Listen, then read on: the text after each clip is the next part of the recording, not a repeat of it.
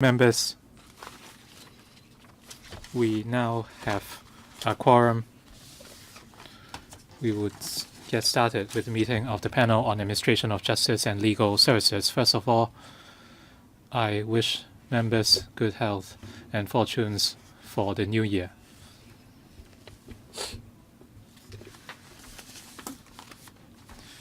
Today we are going to discuss a number of important issues. Since the last meeting, no information paper was issued.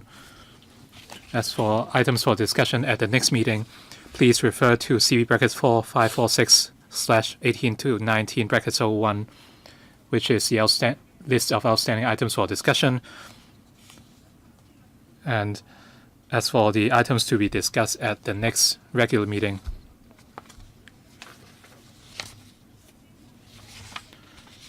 earlier, the administration proposed discussing online dispute resolution and deal-making platform. And they mentioned that substantial time might be needed to discuss this item. And they would also like to discuss the opportunities of developing dispute resolution mechanism in the Greater Bay Area. Any comments from members? Vice Chairman?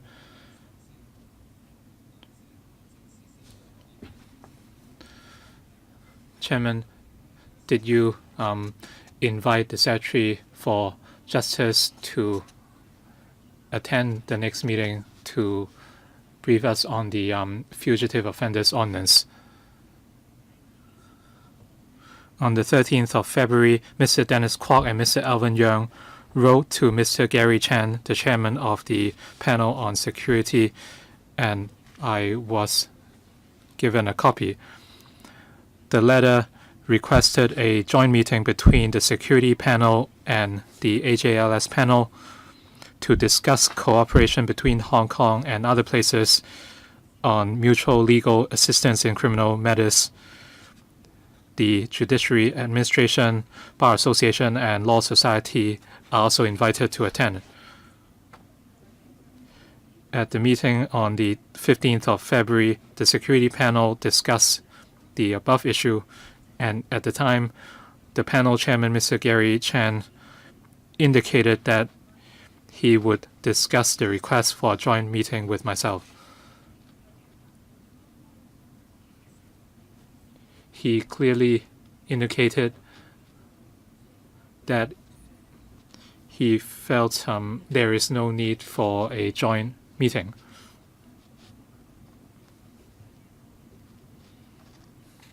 I conveyed to him the interest expressed by members of the AJLS panel,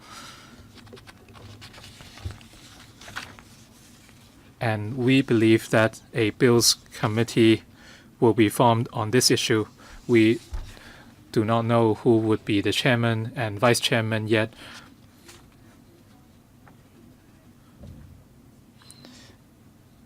But we believe that a public hearing would be held within the bills panel.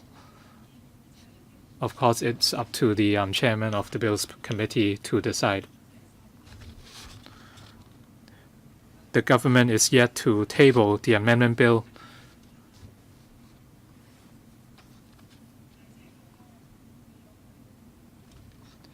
A bills committee will be formed.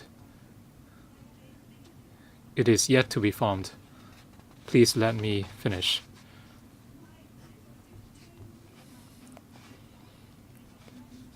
A bills committee will be formed. Mr. James Ho. This is not a time for a debate. Please let me finish. You made it sound like there will be a committee or bills committee. Well, we expect a bills committee to be formed. So please let me finish. Mr. James Ho, we are now discussing what the arrangements would be.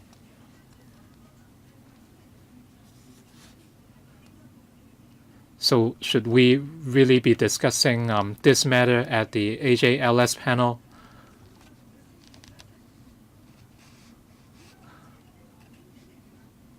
Well, you are assuming that something will happen. You are also a member of the security panel. So you can continue to voice your views to the security panel. For Mr. John Lee, the Secretary for Security, well, I'm yet to finish. The SJ feels that the Secretary for Security would address the issue, and if the SJ does not attend, a joint meeting will be a waste of time. Well, I was just making an assumption. You can continue to voice your views at the security panel. If they decide to follow up on the issue, as a member of the security panel myself, I believe that there might be follow-up work by the administration, and we will see whether a public hearing will be held. If there is no public hearing, we would have further discussion at the AJLS panel.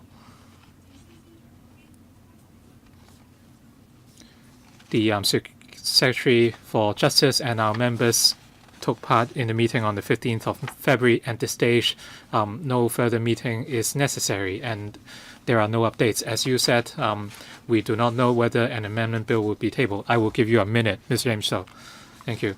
Dr. Fernando Chang first. You will have a minute each. Dr. Fernando Chang. I was present at the security panel meeting. First of all, I support Mr. Dennis Kwok's request for a joint meeting with the security panel, but the SP chairman, Mr. Gary Chan, ruled that no public hearing will be held.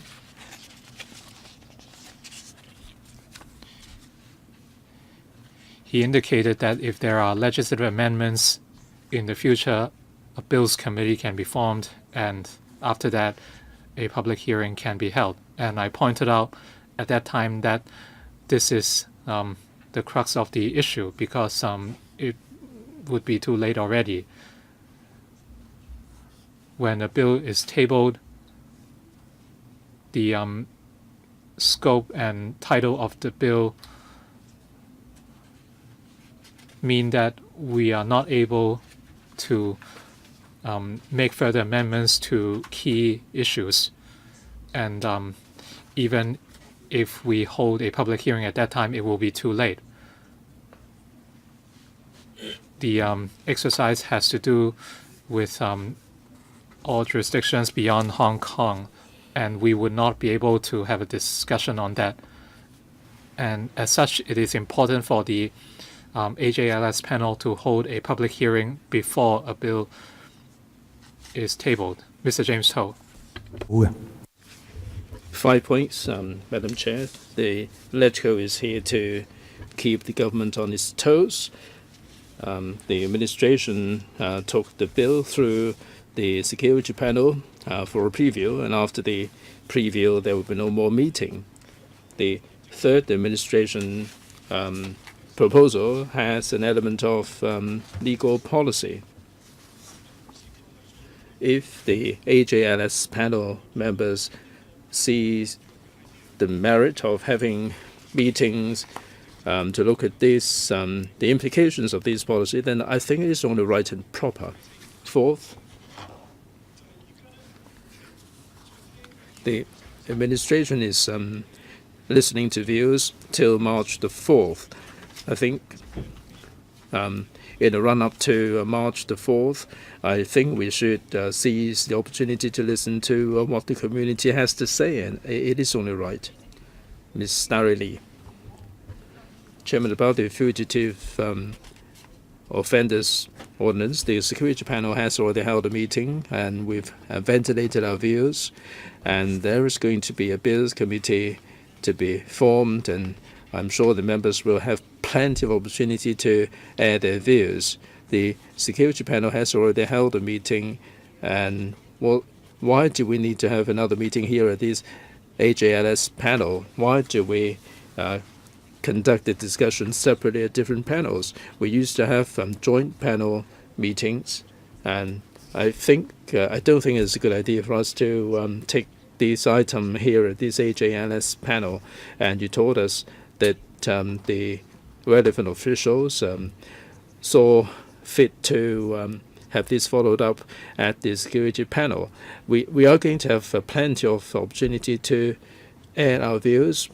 We don't know how many meetings there are going to be. Mr. Ray Chen, Chairman, this fugitives bill is in the drafting stage. The chairman of the security panel decided unilaterally against any public hearing. It's not the case that we are insisting on a public hearing after they've done it. LegCo is a platform for the public to air their views. I don't care how they divide up their work. Mr. John Lee came here last time, and we feel that he hasn't quite been specific, and some even went so far as to say that he was misleading and he got it wrong. And I think for us to ask the SJ to come here and hear public views, we should keep our options open. Just because he rejected this idea doesn't mean that we should disregard this idea. Mr. Dennis Kwok, all the panels are on equal footing. The security panel doesn't want to have joint meeting with us, doesn't mean that we cannot have any discussions here. Security panel is here to look at the security matters. AJLS panel here is looking at the legal matters. The reason why we like to invite the SJ is because at the security panel, the SJ wasn't there. The SP decided not to invite the SJ.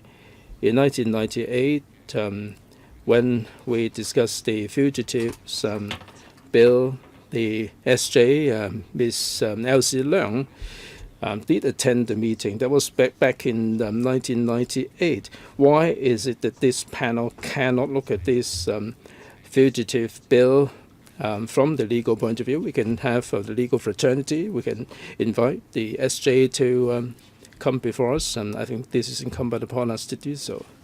Mr. Ted Hui first, please.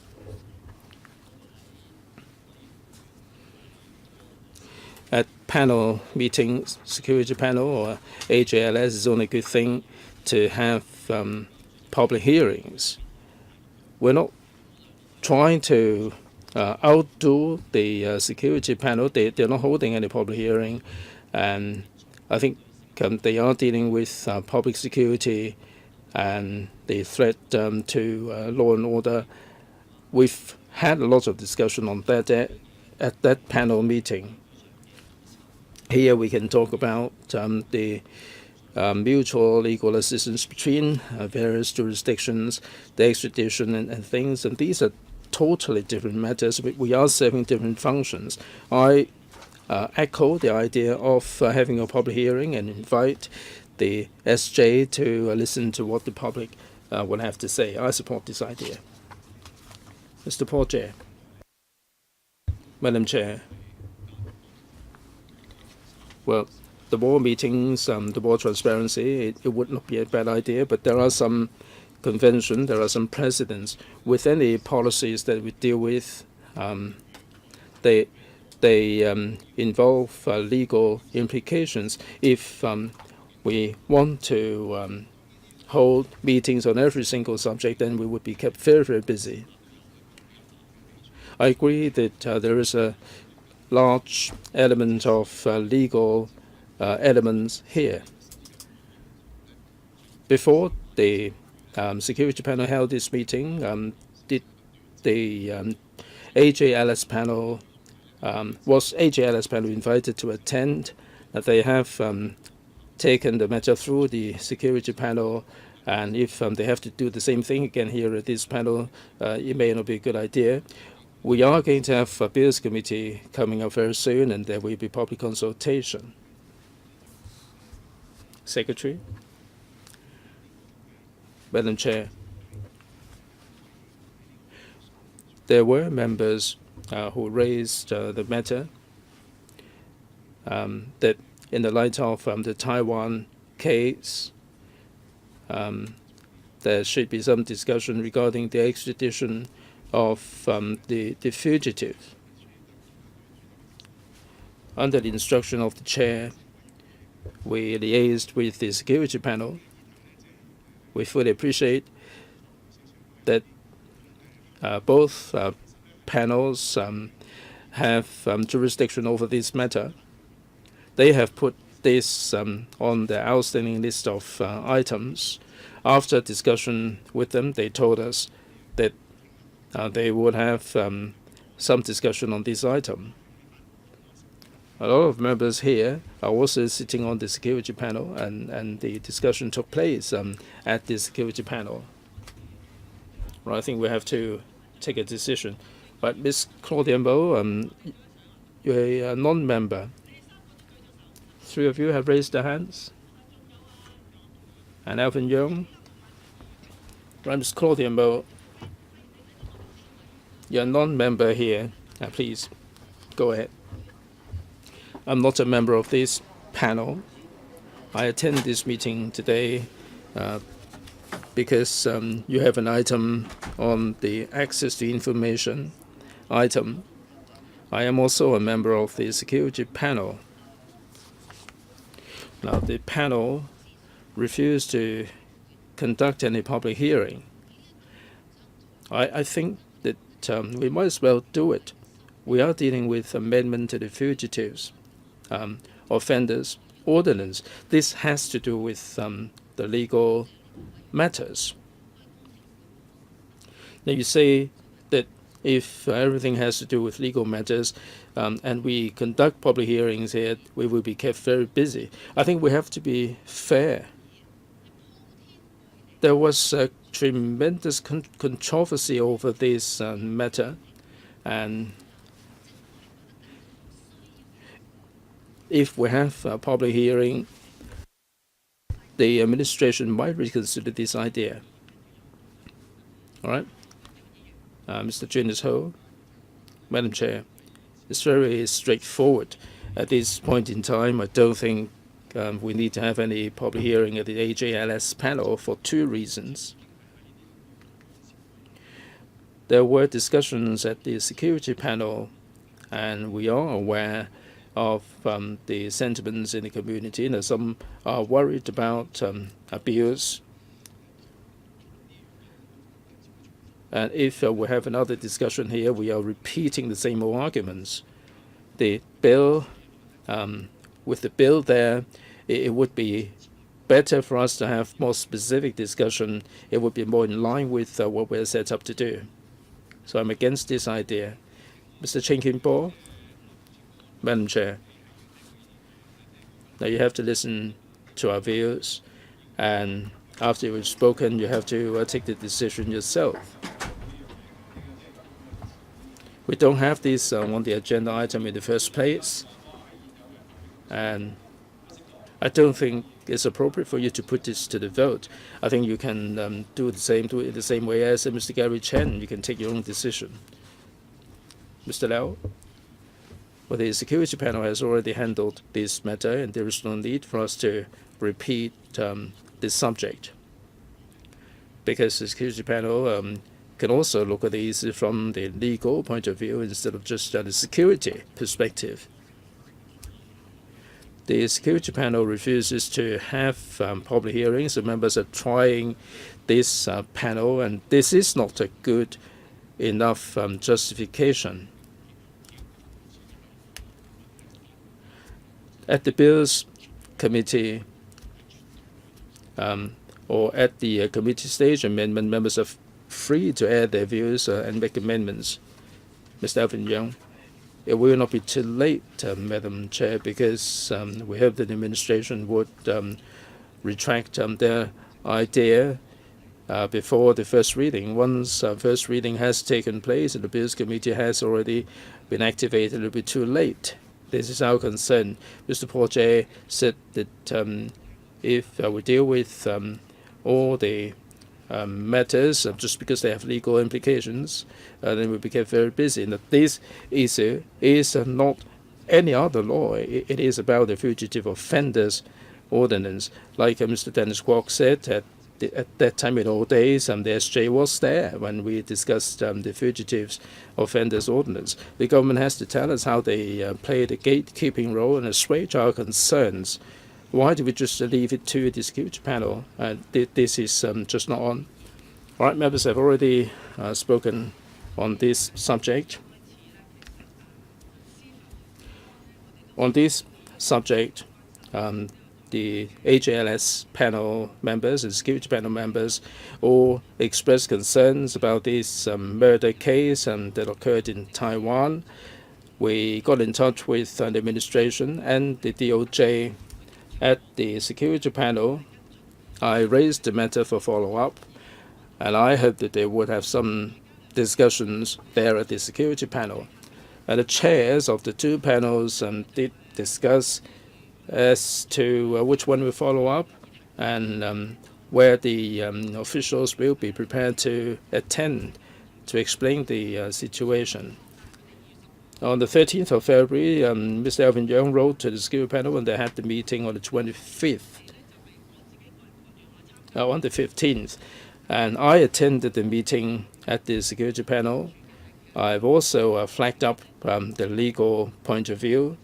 Members did have really robust discussions, although views differ.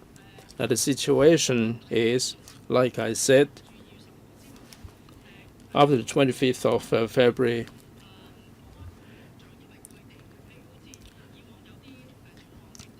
that there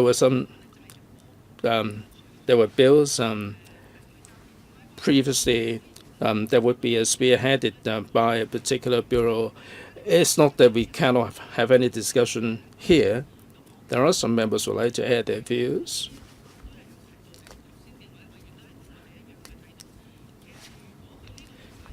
Now, with this particular bill, they are going to take the bill to this council, and I am convinced that there would be public hearings there at the Bills Committee. And if not, we will consider otherwise. So that's my decision. We don't have any more discussion. Other than this subject, well, please do not make any more noises there. You can write in. I'm not going to put this to the vote. I've already taken a decision. How can I not take a decision? Well, the items for the next meeting, I think we have endorsed these already, is clear enough. It's my decision not to put this to the vote.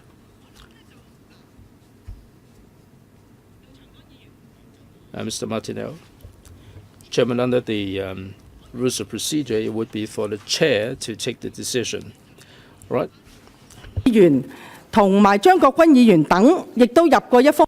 And Dr. Ann Chang and Mr. Horace Chang also sent in a letter on non-refoulement claimants, and I have discussed with the DOJ on when we would discuss this item. Both the DOJ and Judiciary Administration offered a reply indicating that they needed more time to prepare, and as such, we would try to follow up on the issues further between April and June. So in a gist, we would deal with requests from different members in an efficient manner. So now we would enter the agenda proper. Consultation paper on archives law and that on access to information regime. Mr. Ted Hui, what is the point of order? The clerk produced certain provisions, and can you let her explain what we are to discuss in the next meeting? I'd like to call your attention to Rule 79, bracket C of the Rules of Procedure, and that the chairman would decide the proceedings of any meetings. Rule 79B stipulates the arrangements if the chairman is not present. All right, so we have addressed your query. I am happy to deal with your request, but we must follow the procedures. So we now enter the agenda proper. Consultation paper on archives law and that on access to information regime. We are looking at C brackets 4 294/18 to 19 brackets 01 and brackets 04. We first invite the representatives from the Law Reform Commission, and the Archives Law Subcommittee of the LRC has issued a consultation paper, as well as consultation paper and executive summary of consultation paper on access to information published by the Access to Information Subcommittee of the LRC. And we also have paper C brackets 4546/18 to 19 brackets 02, the LegCo brief. We now welcome the LRC representatives. For members who wish to speak, please press the request to speak button or raise your hand. So if possible, please press the button.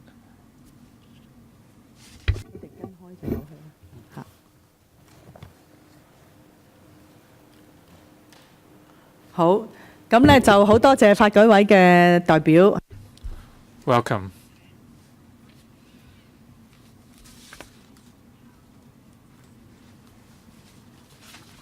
I now invite Mr. Andrew Liao, SC, Chairman of the Archives Law Subcommittee of LRC, and Mr. Russell Coleman, SC, Chairman of the Access to Information Subcommittee of LRC, to walk us through the paper. To ensure effective use of time, I would allow each representative 10 minutes each. So please be concise. First of all, Mr. Andrew Liao, SC. Chairman, members, with me today we have Mr. Russell Coleman, SC. So I would first brief members in English before I take questions in Cantonese. Mr. Richard Cole, Senior Counsel, Subcommittee Secretary Mr. Byron Leung, and I am very delighted to be here to brief you on our consultation paper on archives law published on 6 December 2018. Our subcommittee was formed in May 2013 after the Chief Justice and the Secretary of Justice referred this topic to the Law Reform Commission of Hong Kong for a comprehensive study. We commenced work soon afterwards in June 2013, which is to review the current regime relating to management and preservation of and access to government or public records for the purposes of considering whether reform is needed, and if so, to make such recommendation for reform as appropriate, as prescribed under our terms of reference. The Access to Information Subcommittee, from which you will hear shortly, was also set up at the same time. You will learn or may have learned already that it's tasked with the responsibility to review the current regime relating to access by the public to information held by the government or public authorities. Insofar as access is concerned, we would like to point out that the Access to Information Subcommittee is concerned with the right to access, whereas the Archives Law Subcommittee is concerned with the management of physical access. The former looks into matters such as the recognition of a right to access and exemptions appertaining thereto. The letter addresses administrative and operational matters in relation to preservation of records as archives. We work under a clear division of labor, separate labor alongside each other, with the goal that in the end, a single, universal, and consistent set of rules should apply.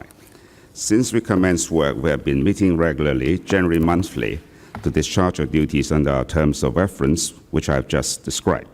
We have met a total of 43 times before the publication of the consultation paper, including a 4-day meeting to finalize the paper. We shall resume our meeting at appropriate juncture after the consultation period to analyze the responses received and to prepare the draft report. With no doubt, we believe government records form an integral part of the community's shared heritage that belongs to all, and we therefore seek to engage as much of the public as possible in this consultation exercise. Moreover, it is noteworthy that records and archives management is a specialized subject in its own rights. Its detailed workings and the intricacies involved are probably too technical for the general public. In the consultation paper, we have attempted to be as reader-friendly as we possibly can, so the public can make informed decisions in considering the relevant issues. We therefore believe it more constructive to, apart from setting our observations and provisional views where appropriate, post 12 consultation questions in the paper. These questions and provisional views are set out at appropriate places for consultation paper and are reproduced in Chapter 11 for easy reference. We hope such approach will be useful in promoting and facilitating public discussion on the issues raised. The introductory chapters 1 to 3 are introductory that set the scene for what follows in the consultation paper. We begin by introducing to the reader the current framework of public records management in Hong Kong, including the scope of its application and the roles and functions of the responsible government authority, namely the Government Records Service. In Chapter 2, we then give an overview of the key records management stages, with reference to the main rules and guidelines according to which government records are currently managed in Hong Kong. It may also be helpful to refer to the flow chart in Annex 1 of this paper. This is followed by Chapter 3, where we introduce an archives law in 5 jurisdictions against their respective background, namely Australia, England, Ireland, New Zealand, and Singapore. They are all common law jurisdictions, bearing closer resemblance to Hong Kong's legal system.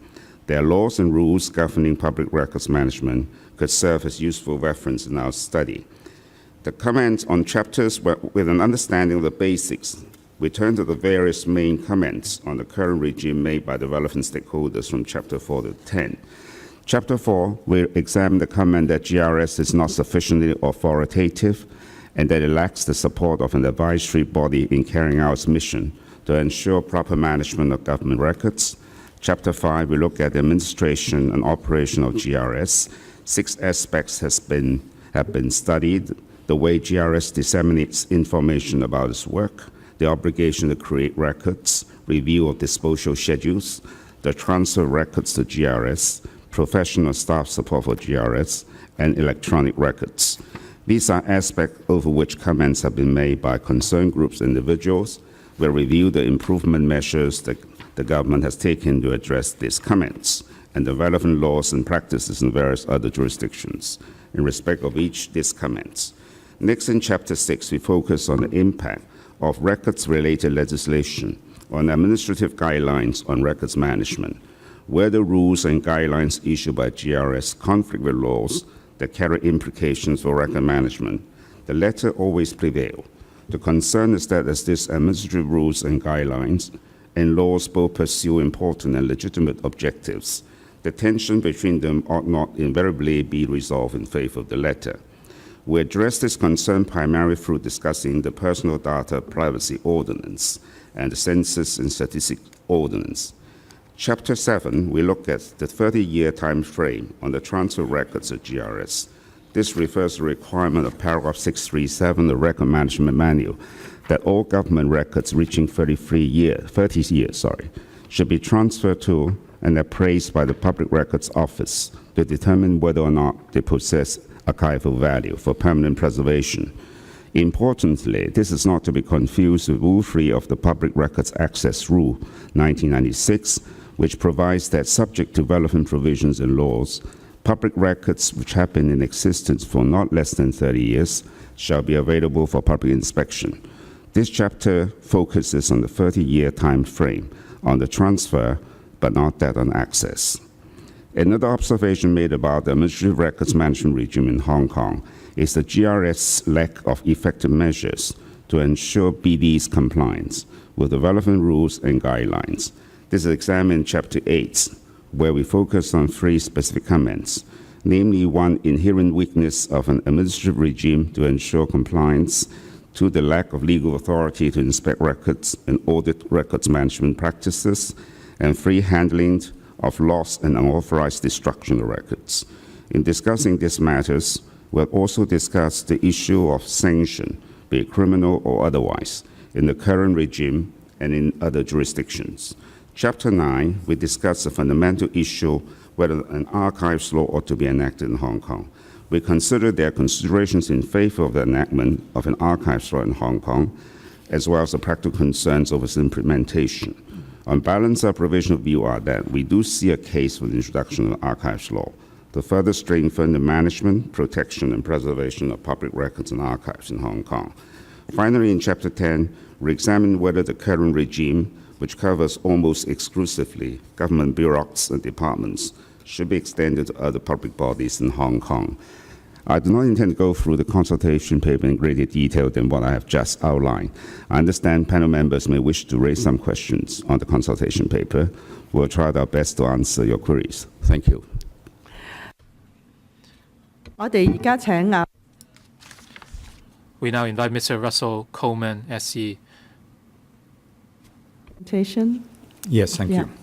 you. Panel Chair and honourable members, I was originally going to say that I'm very pleased to be here, but in the light of the language adopted by the chairman of the Archives Subcommittee, I'm going to say I, like him, am delighted to be here today to brief you on the consultation paper on access to information published by our subcommittee of the Law Reform Commission on the same date, on the 6th of December last year, 2018.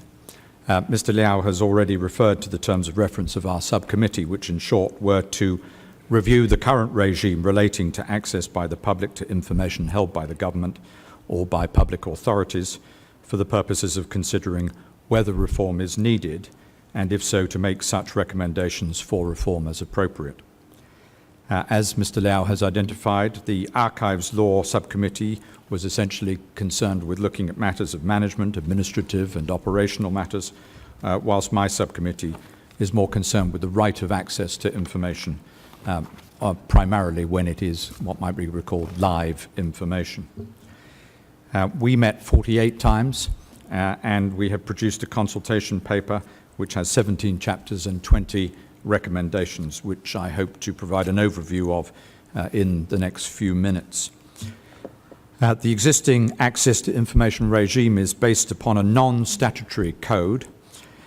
It already possesses key features of relevant legislation elsewhere, namely the presumption of disclosure, proactive disclosure, a time frame for response, giving of reasons for refusals, and an independent body to review the decisions.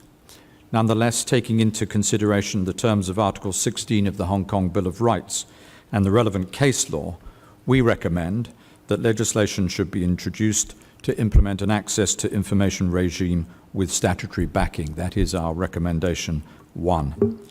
In deciding the key features of the proposed regime, one needs to balance the public's desire or need to obtain more information about public bodies on the one hand, and other types of rights, including privacy and data protection rights and third-party rights on the other hand. And we also note a very elaborate access to information regime cannot be a panacea to all the problems perceived. We recommend that the proposed legislative regime should be formulated on principles that would be easy to administer and cost-efficient. That's our recommendation 2. The subcommittee also recommends that proactive disclosure provisions should be part and parcel of the proposed access to information regime. That's our recommendation 4. We believe proactive disclosure can help to remove concern and suspicion that drove demand for transparency in the first place, and it should also reduce the number of standard requests for information. As to which public bodies should be covered, we've made reference to experience in the United Kingdom, Australia and Canada, and have considered the different possible yardsticks for determining the organisations to be covered.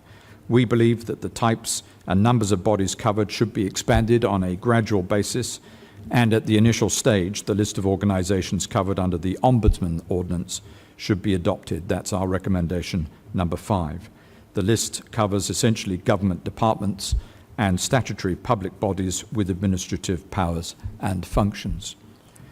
As to who can apply, we recommend that any person can apply, irrespective of whether he or she is a Hong Kong resident, and that's our recommendation number 6. We think that recommendation is in line with the arrangement under the existing code and the practices in some other jurisdictions. It also saves the administrative cost in verifying the nationality of the applicants. But we have said, in light of the fact that this has an impact on public funds, that this is a matter on which we invite the public specifically to address their comments. There is an artificiality about it, of course, in this technical age. You can send a request from anywhere in the world to Hong Kong and or probably obtain a proxy to make a request for you here, even if you don't live here. As to exempt information, we have considered the provisions on exemptions in other jurisdictions, and we have noted that in most common law jurisdictions, exempt information is categorized into absolute and qualified exemptions. We propose to adopt the same methodology, and that is our recommendation 10. For qualified exemptions, a public body is obliged to consider whether the public interest in maintaining the exemption outweighs the public interest in disclosing the information. As for absolute exemptions, legislation in other common law jurisdictions do not entail the balance of public interest for and against disclosure. Essentially, that balancing exercise has already been conducted in the decision to make those exemptions absolute. The subcommittee recommended to adopt a number of absolute exemptions, actually 12, and they're listed in our recommendation 11, and I won't use up your time by reading them out. Our recommendation 12 lists the 11 qualified exemptions that we recommend. Again, I won't read them out. We deal with the question of conclusive certificate mechanism in our recommendation 14. Ministers in such a case are given the discretion to issue certificates to override the disclosure decisions of an appeal or review body, or to issue certificates with conclusive evidential effect. Such conclusive certificates can be overturned by judicial review, and there are requirements that such certificates should be laid before the legislature. Despite the sensitivities associated with the issue of such certificates, are mindful that they should only be used in exceptional cases and will be subject to judicial review and other appropriate checks, we have recommended that the certificate mechanism should be a feature of the proposed access to information regime. As regards review and appeal mechanisms, we hope that we have recommended something which is streamlined, yet cost and time effective. That is in our recommendation 16. We recommend 3 stages. First, an internal review of the decision, preferably by another officer of a higher rank. Secondly, a review by the Office of the Ombudsman. And thirdly, if the applicant is not satisfied with the decision of the Ombudsman, then an appeal to the court. As to offences and enforcement, we recommend that where a request has been made for information to a public body, it should be an offence to alter, erase, destroy or conceal records with intent to prevent disclosure of records or information, although we do not recommend that that gives right to any action in civil proceedings. That's our recommendation 18. Recommendation 19 deals with enforcement powers, where we recommend that the Ombudsman decides that if an Ombudsman decides that a public body has failed to communicate information under the proposed regime, he has the power to issue a decision notice specifying the steps which must be taken by the public body and the period within which the steps must be taken. As to third-party rights, as for information provided in confidence to public bodies, including trade secrets and business information. The subcommittee recommended that if the public body is minded to grant access to the applicant, the public body is obliged to notify the third-party supplier of the confidential information to enable that third party to make submissions or, if necessary, to take out judicial review proceedings. That's our recommendation 20. Panel Chair and honourable members, that is all I wanted to say by way of introduction. We look forward to hearing different views during the consultation process. We will, of course, carefully consider our recommendations, which are at this stage only tentative, in the light of the views we receive. And today, my fellow subcommittee member, Mr. Brian Gilchrist, and subcommittee secretary, Ms. Cathy Wan, as well as myself, will try to answer your questions. Thank you. Okay, thank you, Mr. Coleman. 而家呢就係委員發。All right, it's time for questions. We don't have that many members on the list, so I'm not making any distinction between members and non-members. Whoever press the button will be allowed to speak. I'm going to allot 4 minutes to each member for the Q&A. If there is still time, I will allow more rounds. Ms. Claudia Mo, Madam Chair. First of all, I'd like to make it clear the Journalists Association has always been asking for a Freedom of Information ordinance. Now you're talking about this ATI regime. Of course, this has to do with the Freedom of Information Act. So I would expect that when you draft the bill, you're going to call this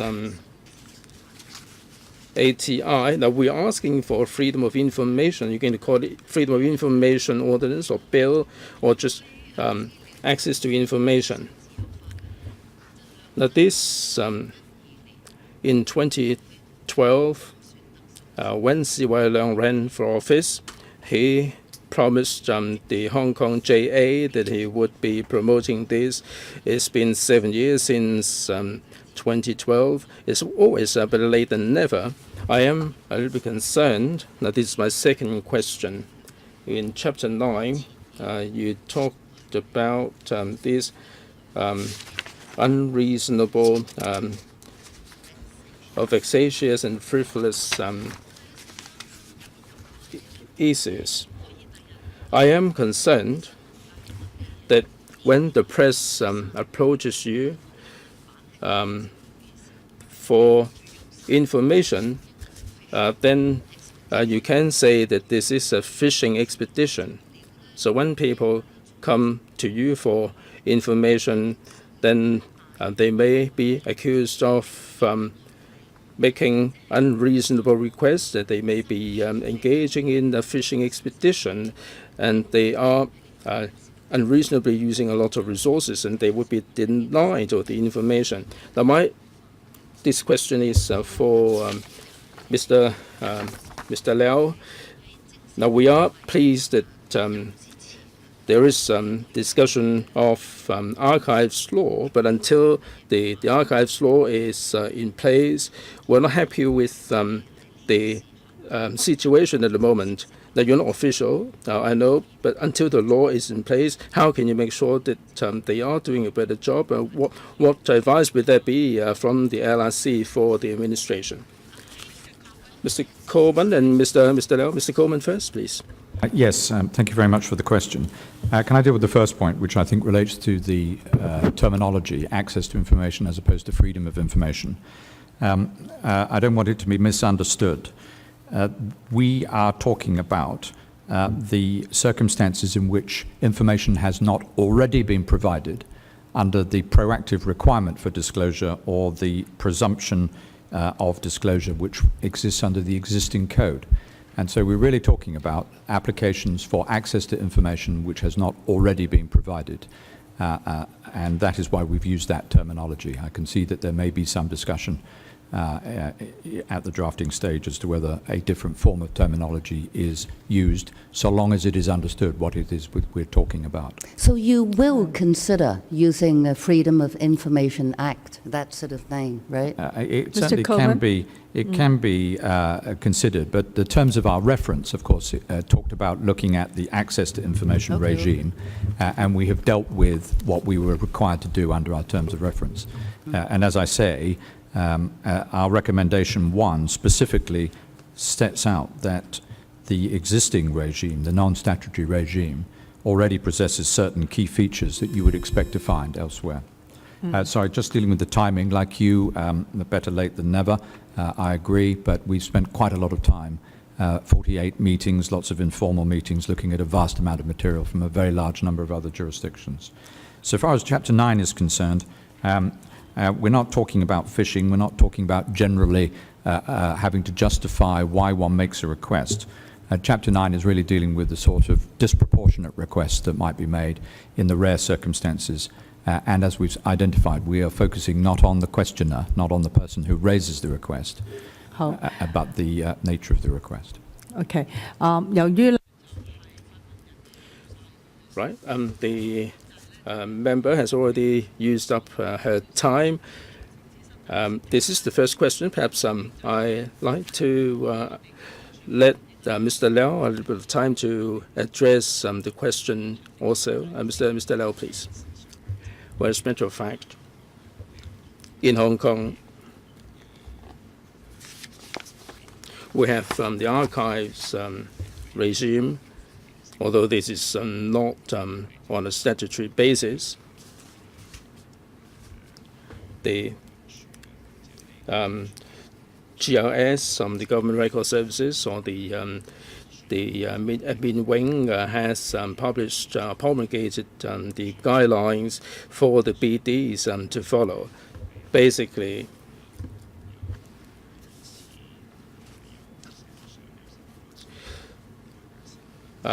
there were voices in the community for archives law to be enacted.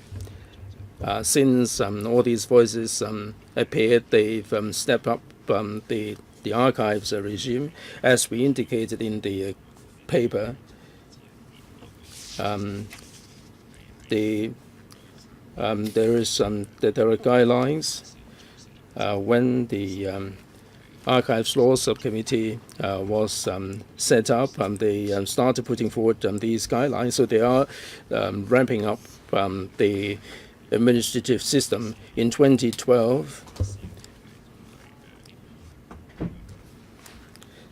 it was found that there were conflicts between the PDPO and the archives regime, and they amended the PDPO in 2012 in such a way that the archives could be transferred to the GRS, because otherwise they would be infringing the provisions of the PDPO.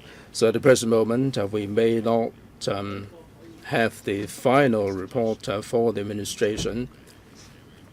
However, since the setting up of the subcommittee, we have advanced a lot of views to the administration for improvement to be made, and things are happening there. So this is my answer in brief. Mr. Alvin Young. Yes, please allow some time for a response. I'll be more stricter with the time. Mr. Young. Madam Chair, thank you. The subcommittee spent 5 years, and I'm sure that the committee members have put in a lot of efforts, and we're really grateful to them for that. Now, they've spent 5 years, and they are consulting for 3 months only. Would that be enough? I think I have to ask the LRC about this. Second, I noticed that for the consultation on archives law, there are no recommendations. They merely put or post an awful lot of questions. This is not in line with the previous practice of the LRC. This may not have everything to do with the committee members. Perhaps the secretary might wish to explain to us why only questions without any recommendations. in terms of the actual legislation, the records of the Executive in Council is exempted. If we extend the period to 20, 30 years or beyond, and by then the relevant EXCO members might have left politics or even pass away, would this provide enough safeguards and facilitate the right to know of the public? Would Ms. Adeline Wong, Secretary, address this question? Thank you, Chairman. I would address the first question.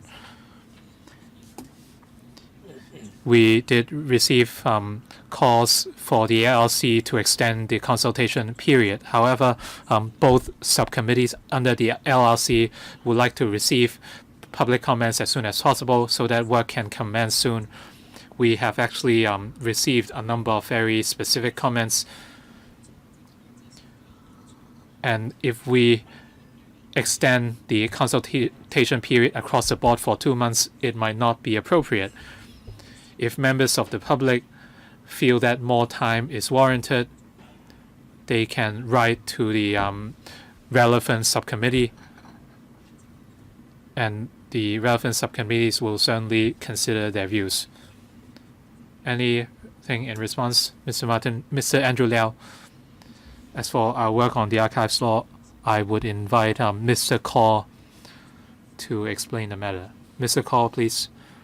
On Ms. Alvin Young's second question, in our last chapter, we listed a number of questions. As for the principle on whether an archives law is needed, we came up with a preliminary recommendation at chapter 11. As for the recommendations included in the consultation paper,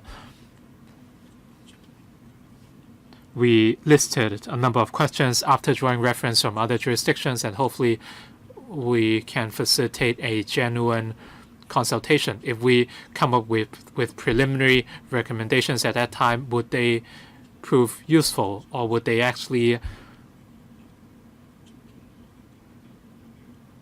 jeopardize the expression of views by the public during the consultation? That's why we sought to strike a balance, and hopefully we can facilitate a sincere and genuine consultation. That's why we listed a number of questions. We do not want to overanalyze the matter at this stage. Mr. Yang, what about the requirement on EXCO records? So perhaps you can wait for your second round. Dr. Fernando Chang. Chairman, first of all, I'd like to thank the two LRC subcommittees. They are dealing with the archives law and access to information, or what some people call freedom of information. These two items actually go hand in hand. The archives law stipulates how the government's records should be kept. As for freedom of information or access to information legislation,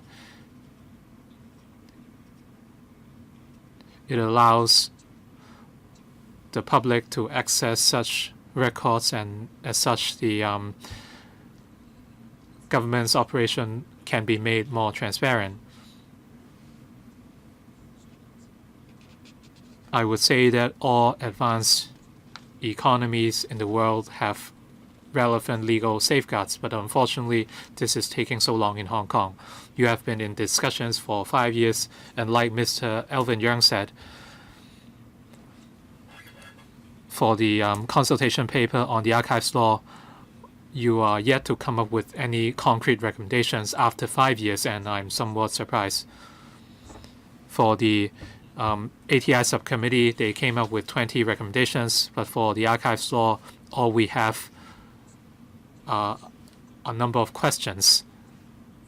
The Secretary just said now that they want to allow more room for public discussion.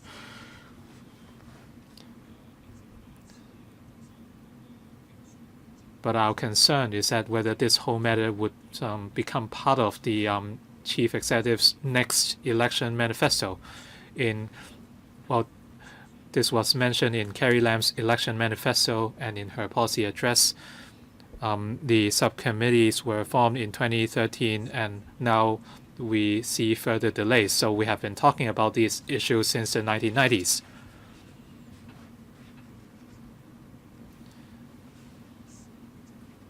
We are concerned that with the constant procrastination, is the government really committed to the work?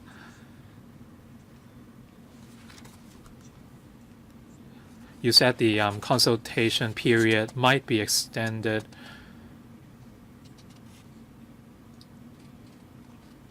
Have you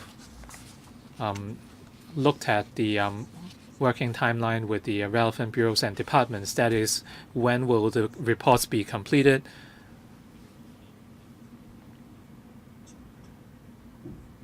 And when they will implement and legislate on the eventual report and recommendations. Mr. Andrew Liao. For the first question, the two subcommittees are dealing with very different things. We are looking at the archives law, which is a unique piece of legislation, and also the structure and organization of the GRS.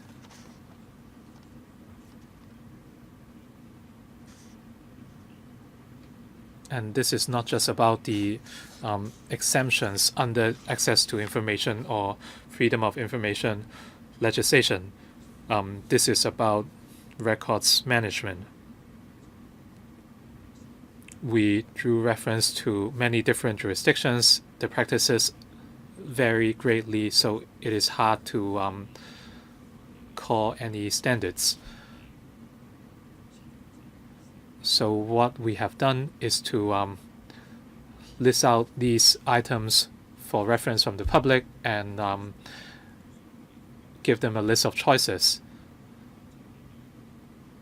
So we are yet to decide on any options because different jurisdictions have different practices. It is hard to fix a standard. If we talk about rights or human rights, the case might be clearer. But in terms of an archives law, which is a very specialized piece of legislation, we are dealing with a lot of technical matters, so the natures are very different. We have offered preliminary recommendations. For instance, we agree with the establishment of an archives law. We also mentioned the treatment on public bodies.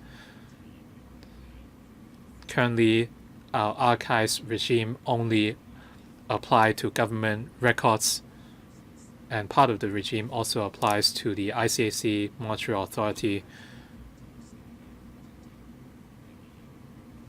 and the mandatory regime is yet to be extended to other public bodies. So what are we going to do with it? We looked at the practices at the 5 common law jurisdictions. It is hard to say which is right or wrong. It depends on our stakeholders and the public.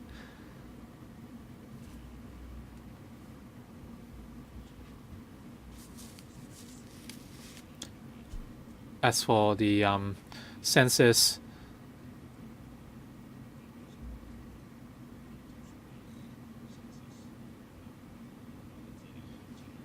even with the census, some information could be retained. Under the current laws, the information must be destroyed.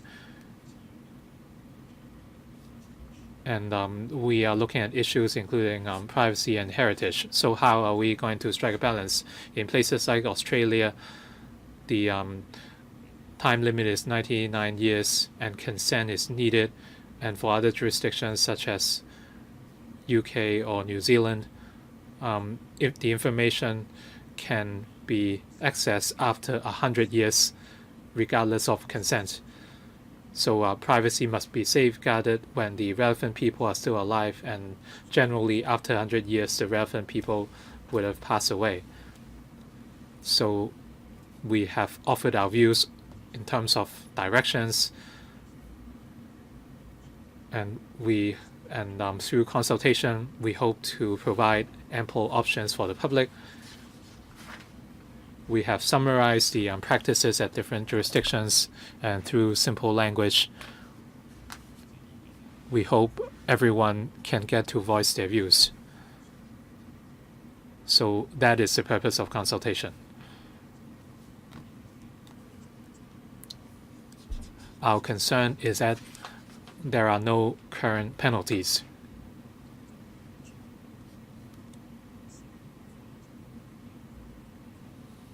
So the approach is not based on penalties, but on name and shame, and we have some concerns on that. We feel there should be penalties.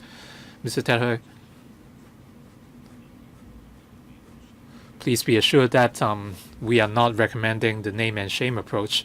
We simply list out the approaches adopted by different jurisdictions. In UK, it is name and shame. In New Zealand, the approach is criminal, and other jurisdictions have other approaches. We have not decided on a specific approach yet, and after the consultation, we will look into that. Mr. Ted Hui.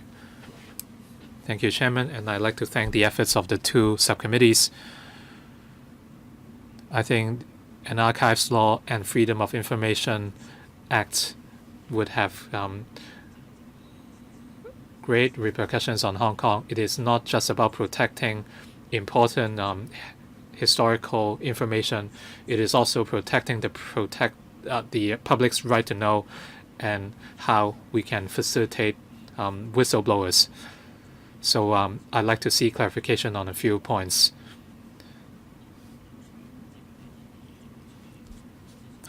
And we are left with a lot of questions for the Archives Law, and for question 11, you said there are justifications to support enacting an Archives Law, and the report simply asks whether you support legislation, and some reasons for and against were listed. So can you clarify that you support the enactment of an Archives Law? It is just about the execution. If an Archives Law is to be enacted without criminal liabilities or penalties, then I think that would be more important.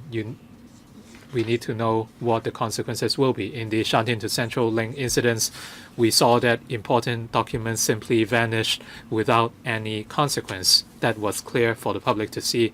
If we have no penalties, then all the efforts would go in vain. And the Access to Information Subcommittee in recommendations 18 and 19, if someone requests information from the government, and if a variation is applied, that would be a criminal matter. But if the information is not deleted, but the government refuses to produce information, what would happen? And the matter would be taken to the Ombudsman, and eventually, if the government refuses to hand over the information, would there be criminal liabilities? Otherwise, how can we force the government to produce information? Mr. Andrew Liao, SC, as we said in Chapter 6,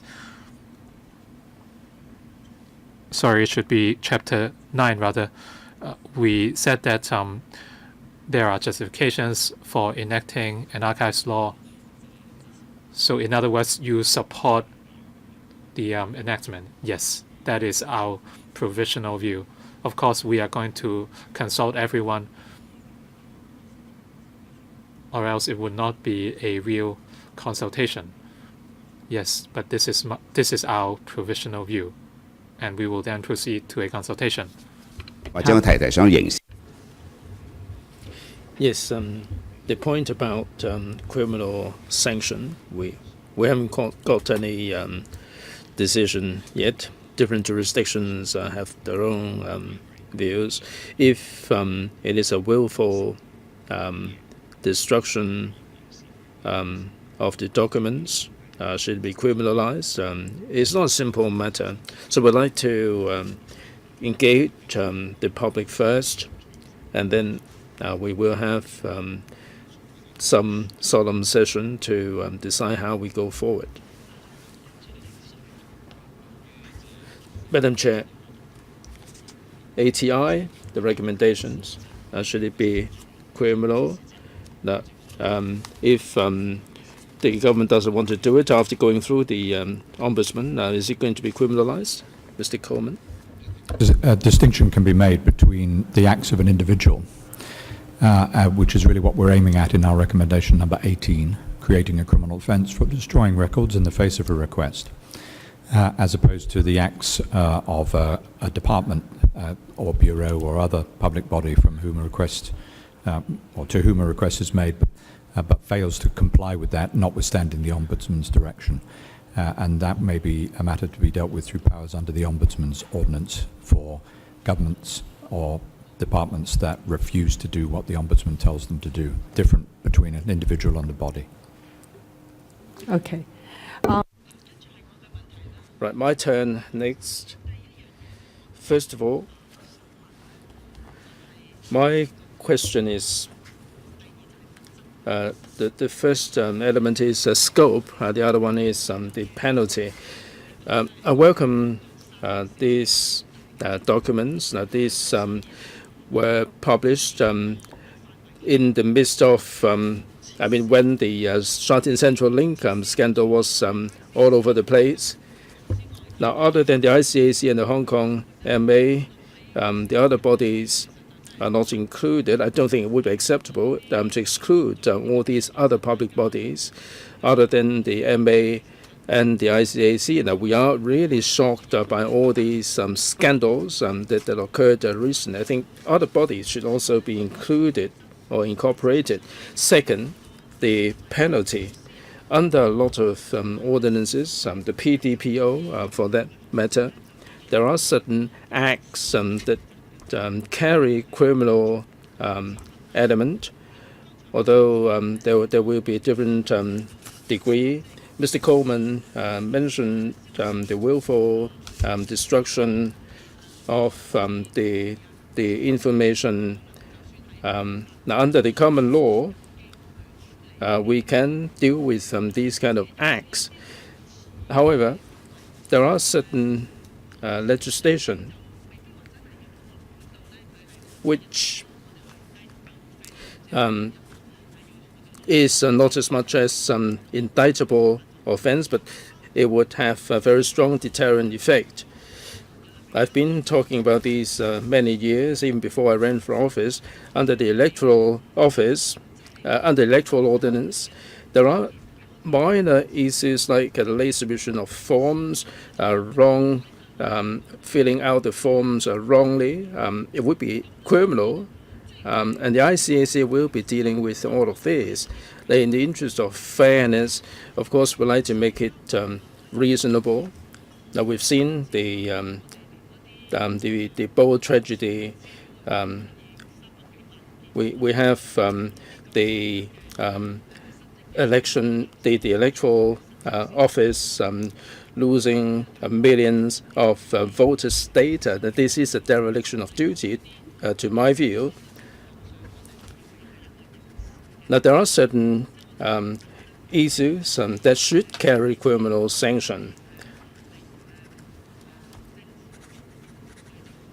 Just because they are public bodies or government departments doesn't mean that they should not or they should be exempt from any criminal sanction.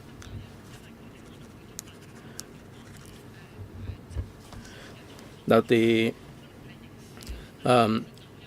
even for auditors, they would face a criminal sanction, and they would act really cautiously as a result. Now, from the fairness point of view,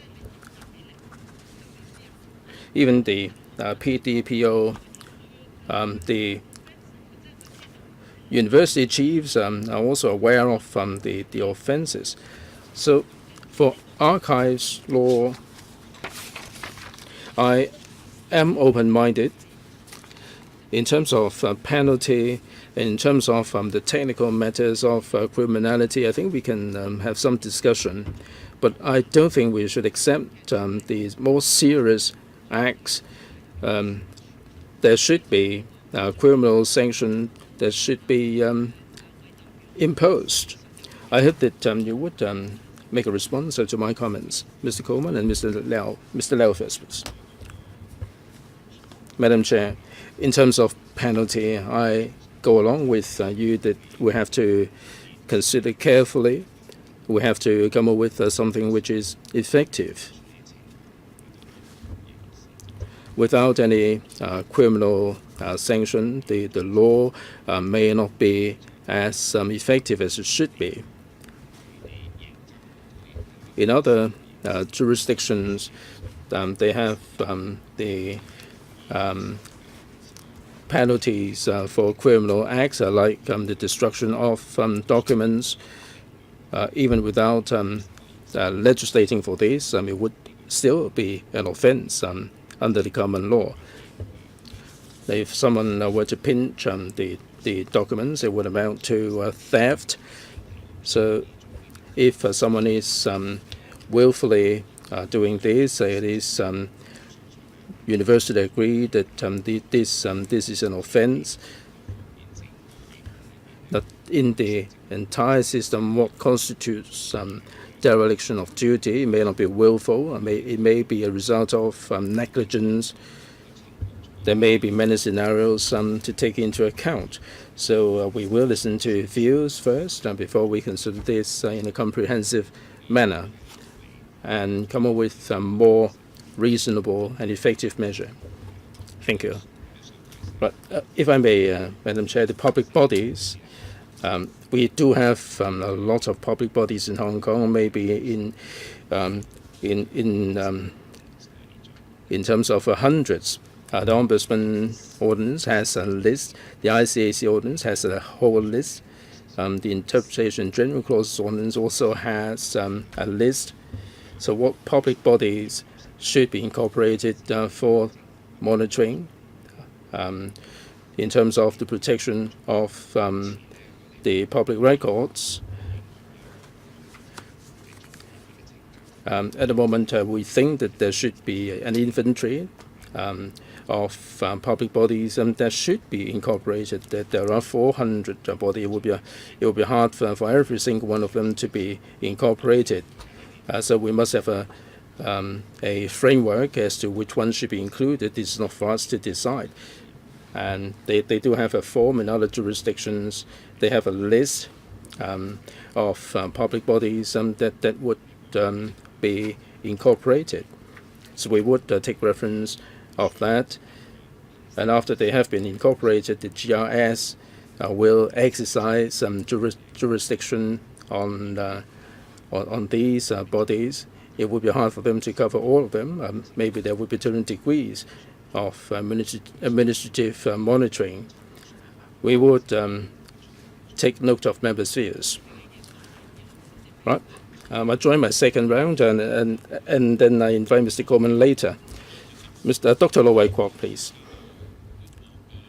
This is the internet age, Madam Chair, and Hong Kong is touted to be a smart city. We have been promoting digital operation. The film archives were set up about 10 years or so ago. Now, I'm sure that when it comes to the GRS, when it comes to the archives law, we can't talk about this without talking about the digital record, and I think that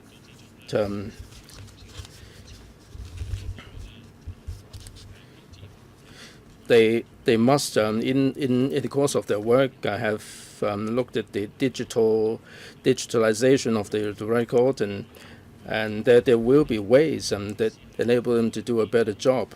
Even the use of email they will have to print them off and file them, and this is not really in line with the trend. With the latest technology, I'm sure that whatever size, whatever volume of information, it will not be a problem. I think the question is, what system do we have? We should make it reasonable. We're not trying to expand the record as much as possible. I think we have to strike a balance there. I'm interested to find out a couple of things. What can be done to improve the digital record, and so that we can do a better job in this regard. Right? Do you want a response? It's up to you, Chair. Right, Mr. Lau, SC. Yes, it has to do with the archives. Thank you very much for mentioning the digital record. It would be better for the administration to talk about this than me. We have consulted the administration's views.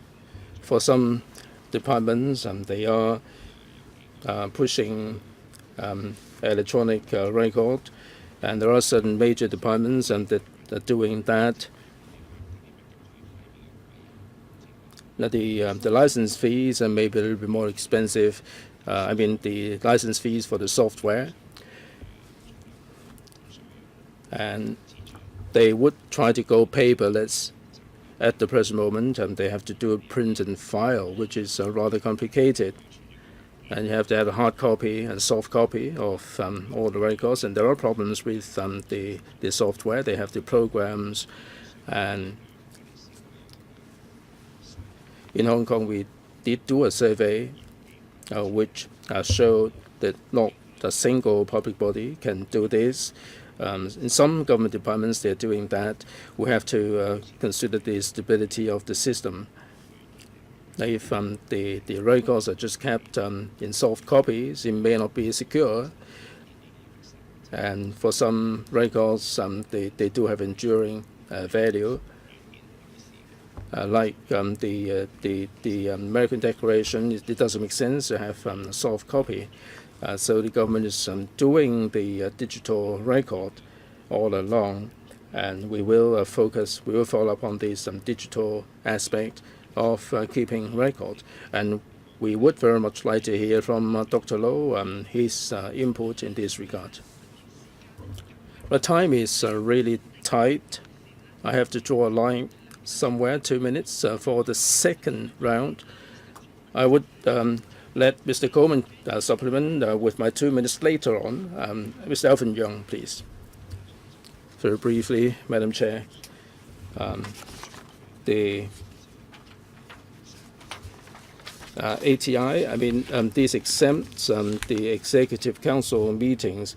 Is there any room, like I suggested in my first round, if we can extend the period of confidentiality for 30, 40 years, at least we can keep some record for Hong Kong, so that when people are studying Hong Kong's policy matters, they would have access to the EXCO meeting records. Can this be considered? Mr. Liao? Mr. Coleman, please. Yeah. Sorry, I'm not sure whether the question is asking for a longer period than 30 years or a shorter period than 30 years. Even longer. I see that in the consultation papers, it's suggested that EXCO papers should be exempted from disclosure. So I'm asking provided if we have longer period of time, whether that would be a consideration or option for the committee, the subcommittee to consider,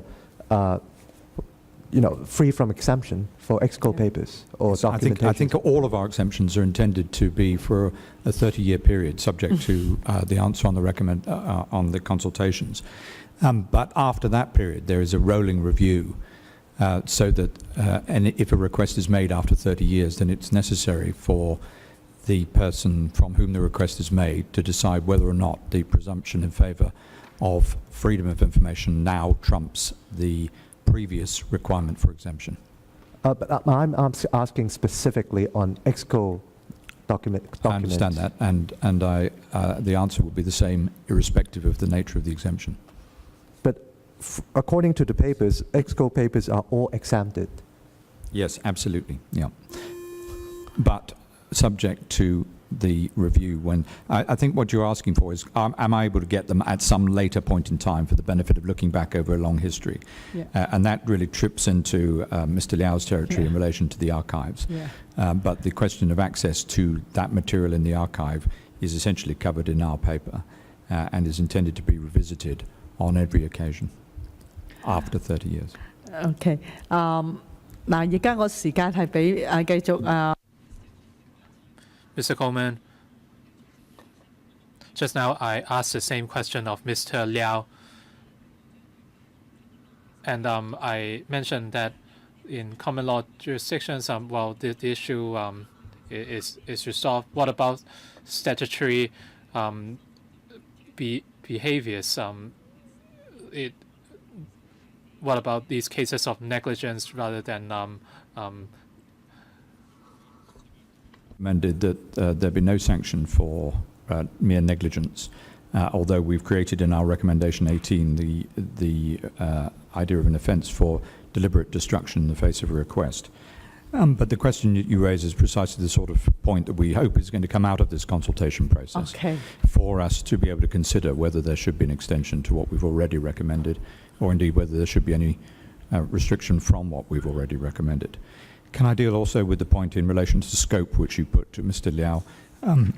You may know that, excuse me, you may know that in the Ombudsman report in 2014, there was a recommendation that there should be a gradual extension, a phased extension of the bodies over which the regime should apply, and we have effectively agreed with that. But you have to start somewhere, and we're suggesting you start with the list in the Ombudsman's ordinance. 好，咁好多謝Mr. Coleman。 I'd like to thank Mr. Coleman and his team, as well as Mr. Andrew Liao,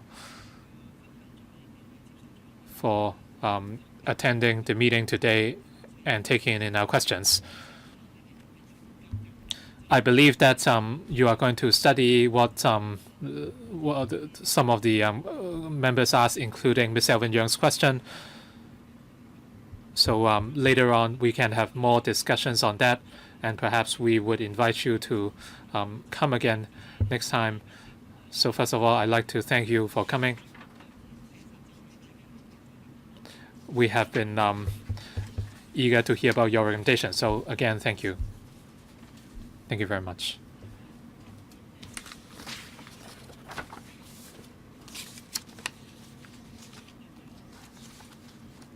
So our staff would escort the representatives out of the room. Now we move on to the next item, proposed creation of judicial posts and directorate posts in the judiciary. We are looking at CV brackets 4, 5, 4, 6, 18 to 19 brackets 04.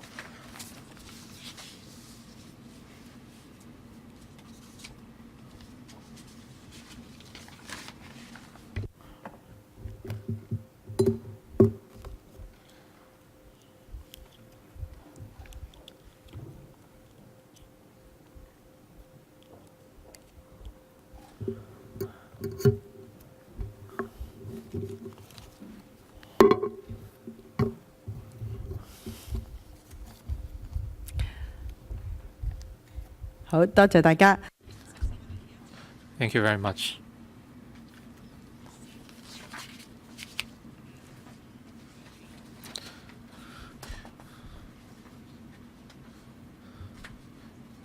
We invite Ms. Emma Lau, the Judiciary Administrator, to brief us on the paper. Thank you very much. We have submitted a paper to the panel on the proposed creation of judicial posts and directorate posts in the judiciary. In terms of the creation of judicial posts, we propose to create 3 judicial posts of Judge of the District Court, or DJ, in the Family Court. And the 3 proposed posts serve to deal with the workload of the Family Court. And in the paper, we laid out the justifications for these posts, so I would outline them briefly. In the last 10 years, the family court has been dealing with an increasing workload, and in the paper, in terms of the litigation cases, the caseload rose from 18,000 to 24,000, or an increase of about 30%. And in terms of financial disputes, the number rose from 1,900 to 2,800, or about 50%. For joint applications for divorce, for joint applications, and they rose from 2,300 to 6,500, or 180%. The extra workload has placed a strain on the family court, and as we mentioned, the work of the family court is unique in a few different ways. For cases dealt with by family court, most are divorce cases, and these applications also give rise to other applications such as custody, access, maintenance, or relocation of children applications. And as we said, for financial disputes handled by the family court, currently the judges would play the role of conciliator, and if that fails, the proceedings will ensue. In that case, the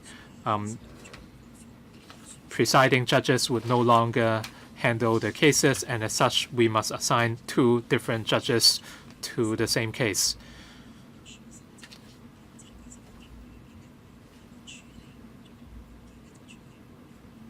And after the family court concludes a case, in some cases, the cases might be revisited or taken to the family court again due to change in circumstances. For example, due to a change in the circumstances of the family, and there might be a variation order applied.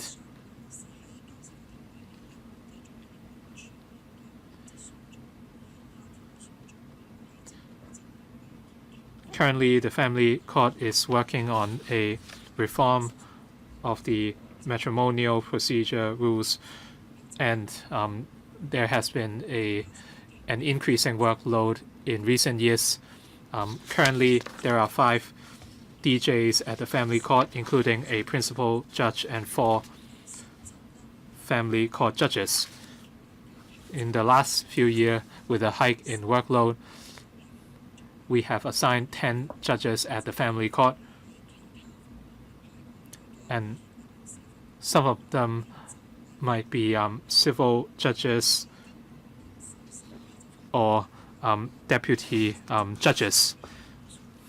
And we feel that there is a need to rationalize the JJO establishment at the family court, and as such, we sought approval of the Finance Committee to create 3 judicial posts to cope with the caseload in the family court. This is a prudent approach. We currently have 10 judges and deputy judges. By introducing 3 extra posts, we will have 8 JJO posts or judicial posts, and this is an act of prudence. After creating these posts, we would monitor the situation. After the matrimonial rules are implemented, there will be new arrangements at the family court, and if necessary,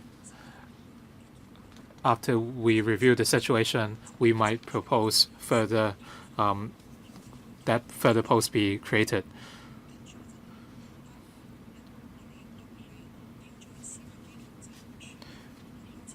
The second proposal is to create 2 directorate or civil service directorate posts. First, 1 administrative officer staff grade or AOSG B1 post, and this post would lead a new division called the Planning and Quality Division, and the main work is to assist the judiciary administrator to conduct long-term planning, coordination, and monitoring.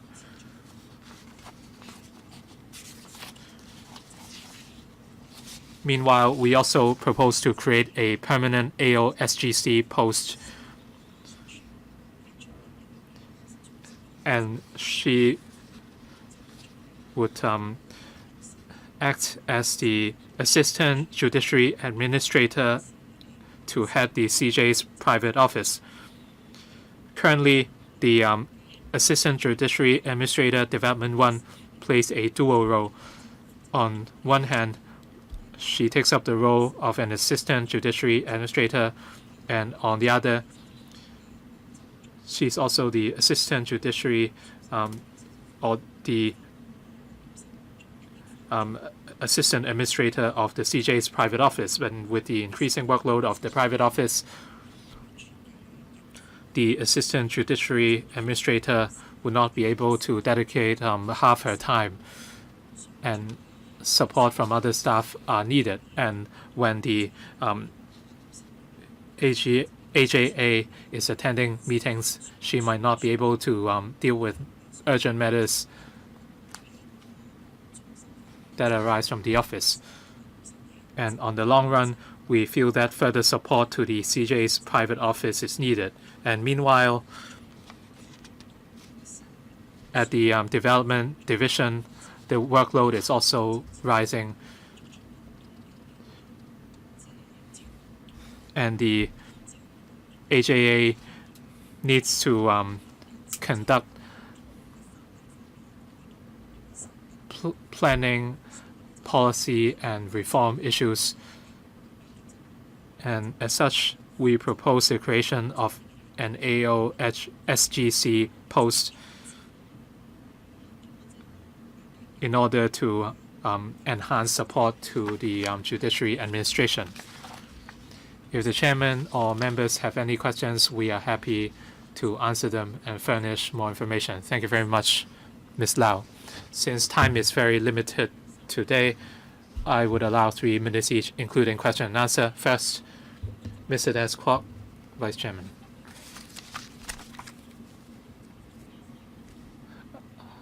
I think we would need less than 3 minutes. We agree that we need more posts for judges. I want to point out to Emma that many people told me that to obtain a first appointment hearing at the family court to deal with divorce applications, the time required is becoming longer and longer. Some people told me that they needed 6 to 9 months before they secure the first appointment hearing. So can you assess where the problem lies? Ms. Lau, please. Thank you very much for the comment. I will look into the situation and see how we can address the issue. But like I said, in the last 10 years, the workload of the family court has been increasing, and they are dealing with more and more complex cases. We have created extra posts of judges, but in doing so, we must consider different factors such as the manpower provision and whether we have enough facilities, and whether by enhancing our procedures we can improve the situation. 但係就副主席提嗰個問題，我翻去再了解一下。我希望真係積極啲睇一睇，因為嗰、個即係我都會問你㗎啦。譬如嗰、個平均時間攞到一個 first appointment hearing 係要幾耐呢？咁我遲啲喺呢一個財政預算案嗰度都會入嚟問你呢個問題㗎啦。咁我希望即係嗰個數字係唔係咁難睇啦？但係如果越遲攞到嘅話，即係證明即係個人手係出現嚴重問題啦。好多謝。好It shows that the manpower problem is really severe. Well, I'd like to put a broader question. I support this proposal to create the posts. Now, Ms. Lau, you mentioned the CJ's private office.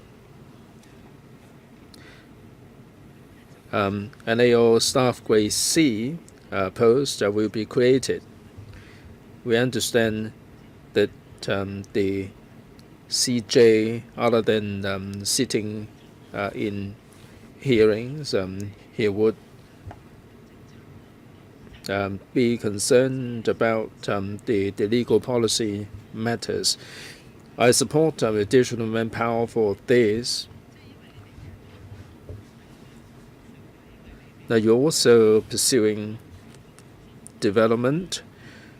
You have the training college for the judges. With these additional manpower, would that be sufficient? Second, are they merely dealing with administrative work? Would they deal with legal policies? Would they look at the development of other jurisdictions as well? Yes, J.A. Madam Chair, thank you. The Judiciary Administration's proposal is appropriate. It is in line with the demand. Madam Chair, you're quite right that the CJ has a very busy workload. We do have exchanges and interactions with other jurisdictions, and this is an important aspect. We've also explained this in the paper. In the CJ's private office, other than the day-to-day routine work, it also deals with other aspects of work, like the coordination of major events. We did have some high-level seminars, and we're going to have the Chief Judges Symposium involving the Asian judges. And the judges would also attend overseas meetings, and there are judges coming over to Hong Kong for exchanges. And this private office is providing very important logistic support. Also, the CJ, under the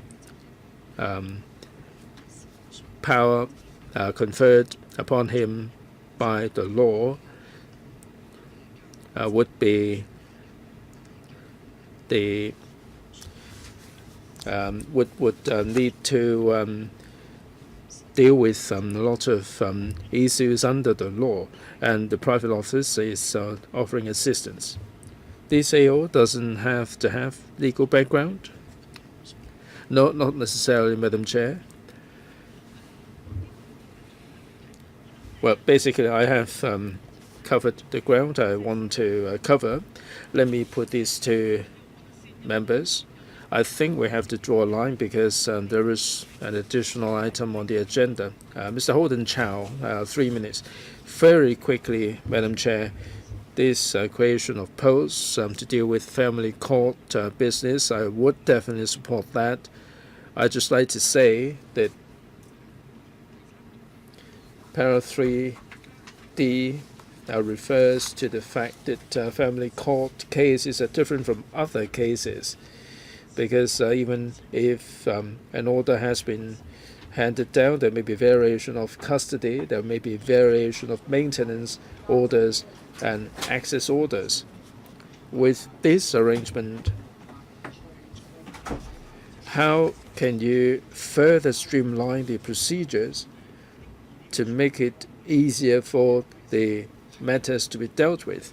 In the district, we tend to get asked questions like, because of financial situation changes, the maintenance will be varied. Will have to be varied. Is there a way you can streamline the procedures and processes to save more manpower? Just one minor question, please. Thank you. Thank you very much for your question. Now, for the procedures and processes of the family court, how can we streamline the procedures and make them more efficient? I mentioned a moment ago the draft of the matrimonial proceedings. There are 33 recommendations that will be implemented to achieve this. In the recommendations, there is one that, as a result of legislative amendment, we will introduce a taxing master, and there will be taxation master who will be dealing with the specific issues and leave the family court to deal with the issues that fall within the family court. And we will try to enhance the efficiency of the family court. All right, any objection to this item? If not, then the panel will endorse the proposal. That's where we end this item. Thank you very much for coming. All right, then moving on next to the last item for today. And I'd like to extend the meeting by at least 15 minutes. And let's see how it goes. This item is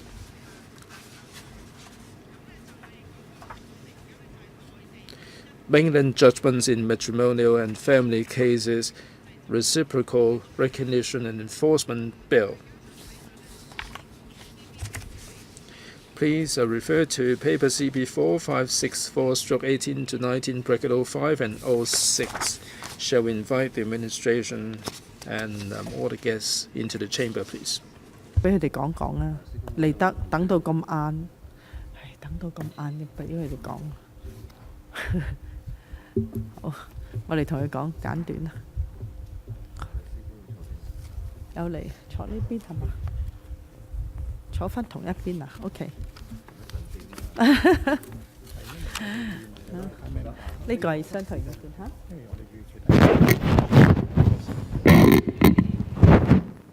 中意嘅就揾你啊！我哋都知嘅。好，而家首先。Well, I'd like to invite the administration representative, Ms. Lee Sao-kong, Deputy Solicitor General, to take us through the paper. In June 2017, we have signed the arrangement for reciprocal recognition and enforcement of civil judgments in matrimonial and family cases. And we came to the panel for members' views subsequently on the 8th of February this year. The bill, draft bill and rules were put out for consultation for a month, and today we'd like to take this opportunity to hear members' views as well as the views of the legal sector. After the public consultation, we will be revising the bill and the rule, and we seek to submit the bill to the Council in the middle part of this year. Let me brief members on the details of the bill. the bill is to deal with three aspects. The first one is the civil judgment of matrimonial and family cases. For them to be recognized and enforced, and there will be legal mechanism, and that's part 2 of the bill. Also, the recognition of the divorce certificate, we will have the mechanism. That's part 3 of the bill. Also, in order to facilitate the relevant people to enforce the Hong Kong judgment in the mainland, we will have the certified documents and all the procedures there. That's part 4 of the bill. This bill will apply to all the judgment as a result of following the enactment of the bill. There are a couple of things that I like to draw members' attention to. That the legal procedures would be similar to the existing REJ 39597 mechanisms. The relevant person will be applying for registration of a mainland judgment. Once registration has taken place, then the judgment will not be enforced straight away. There will be a period decreed by the court for the applicant to set aside the application. If no application is set aside, the application, then the judgment will be enforceable, and we will have the enforcement of the judgment. There will be procedures. These procedures will be taken at the district court, and we do have mechanism for the application to the court of first instance, and also for the registered judgment for enforcement by the court of first instance, if it is considered better to do so at the court of first instance. Now, for the registration effect,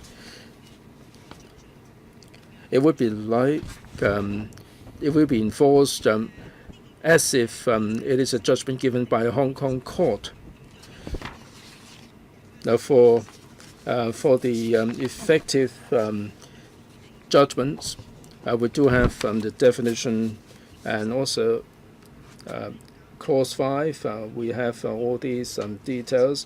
This is reflecting the arrangement in Clause 2.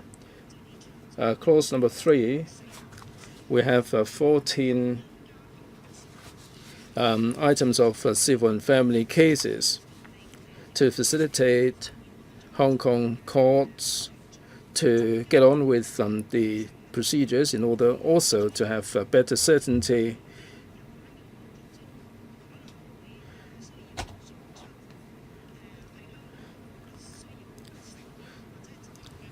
The orders that will be recognized in Hong Kong will be set out in Annex 2 of the bill. And there are 3 major categories. There is one which we haven't quite included, and that is adoption, because that will be handled under Section 17 of the Adoption Ordinance. For the relevant orders, there are 3 items, and for the registration procedures and application time limit, we do have a special arrangement. The first one is the care-related orders or custody-related orders, and they are related to the custody of children, or guardianship, care and control of children.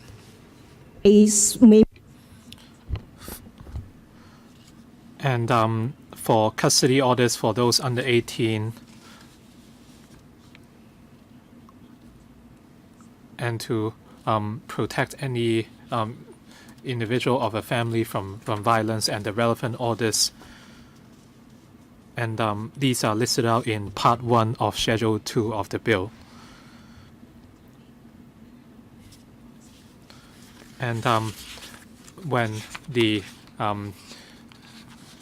judgment is enforced, these orders would be effected if the order is not complied with.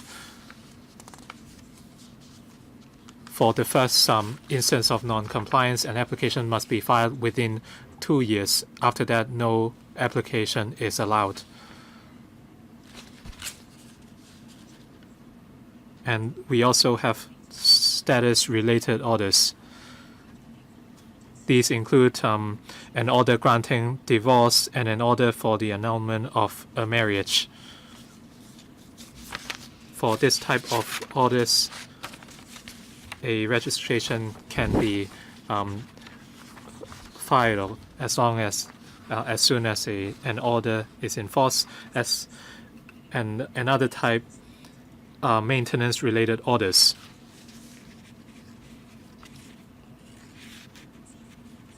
These include the payment of sums of money or involving transfer of assets. For these orders, an application must be filed within 2 years of non-compliance.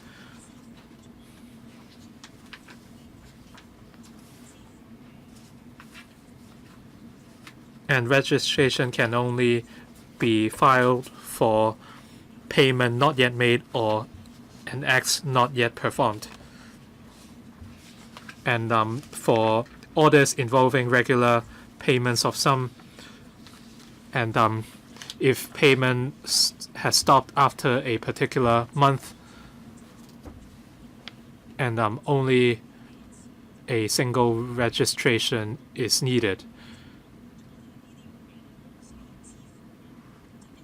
So we would also cover cases that involve periodic payment, and for those cases, only a single registration is needed. Ms. Lee, perhaps we need to go a bit faster so that we can allow the two legal professional bodies to voice their views, and after that, perhaps you will be able to supplement. So please be concise.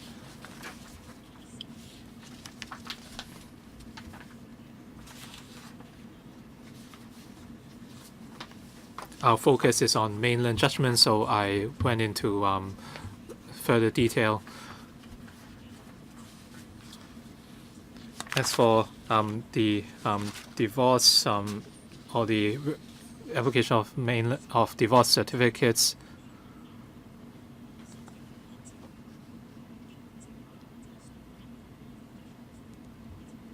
and there are also procedures for the certified copy of Hong Kong judgments, and the arrangements are similar to the arrangements under Cap 597, and we have also drafted the relevant rules to stipulate the specific proceedings. So that's all for the briefing. I now invite Mr. Jeremy Chan from the Bar Association to speak. In principle, the Bar Association, please speak into the microphone. The Hong Kong Bar Association supports the bill in principle. We are yet to look into the details, and we would offer our detailed comments later. They would be shared in the future.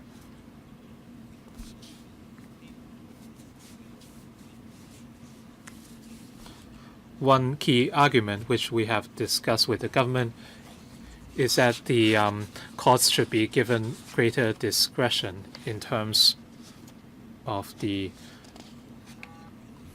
time periods or time limits.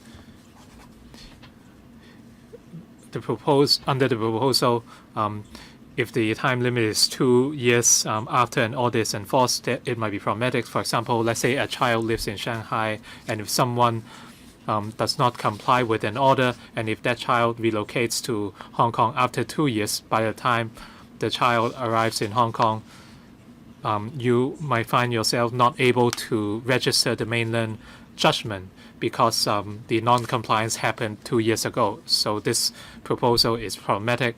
So I think we should allow the court's discretion to extend the time limit.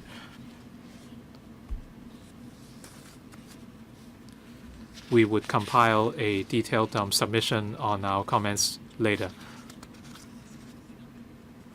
Anything to add from the Bar Association?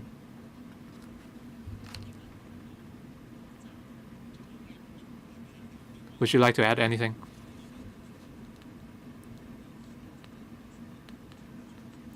Our submission would also incorporate details on the finer side of the exercise.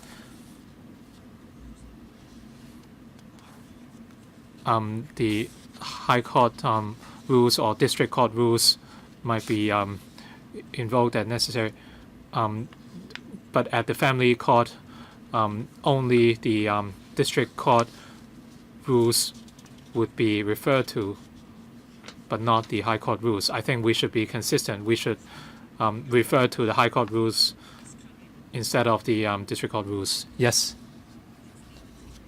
To summarise our position, there are still lots of matters we'd like to look into in greater detail. So basically, we have to reserve our position until we've looked at this and thoroughly argued it. But we'll set it all out in the paper for the bar. OK， 好。咁係啦，另外。I'm Barbara Hong from the Law Society of Hong Kong. Like the Bar Association, we welcome the bill.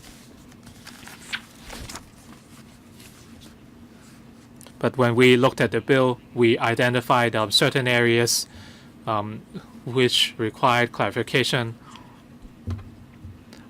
We had some discussion on that, and hopefully we would discuss with the DOJ again.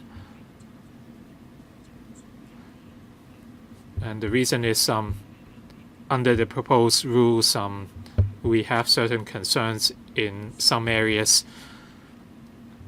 The bar mentioned 2 arguments, so I would not go into the details at this point, but we are going to have further meetings with them to discuss the issues. And in paragraph 4,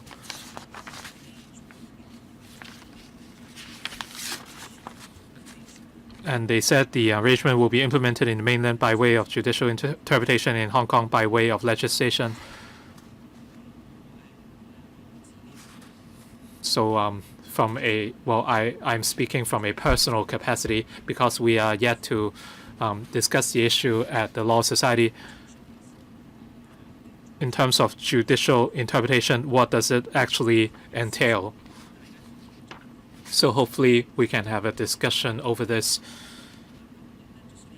And in Hong Kong, we would implement the arrangement by way of legislation, whereas in the mainland, it is by way of judicial interpretation. And Chairman, I'm sure you know that there is a fundamental difference in the systems in the 2 places. So again, speaking from a personal capacity, I have some concern over the actual enforcement. So if a Hong Kong judgment is implemented in the mainland and vice versa, would there be fair and equal treatment? We would like to know more before we offer further views. Ms. Hong, you said you have concerns on certain parts of the rules. You can cite some examples, and perhaps the panel can follow up later.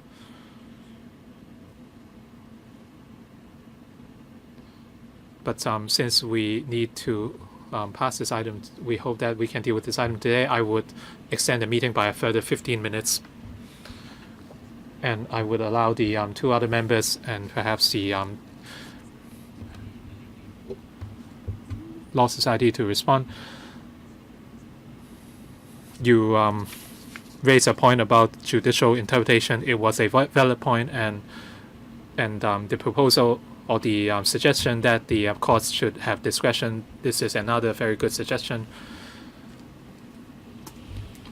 So perhaps you can highlight some of your concerns or suggestions. Ms. Hong, anything to add? We have nothing to add. If not, the floor is open to members. First, Mr. Dennis Kwok, Vice Chairman, 4 minutes. I don't think I need 4 minutes. We heard from the Bar and Law Society, and we see there's a genuine need to enact the legislation. And like Mr. Jeremy Chen said, there is a time limit of 2 years, and I understand his concern.